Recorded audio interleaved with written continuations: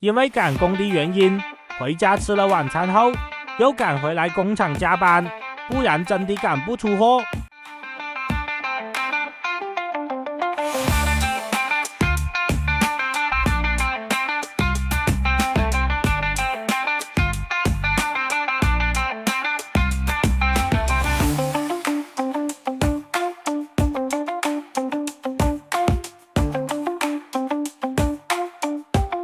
今天先把这些订好，隔天再订剩下的。隔天晚上也是加班才开始粘美甲。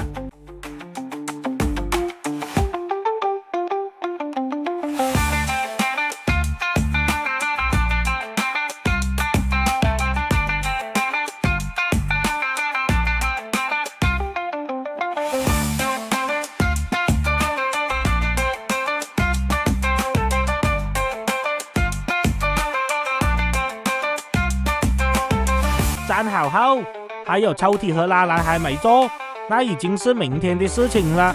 现在已经想家了，又是这个时间才放工，已经不知道多少天了。回家打王者，拜。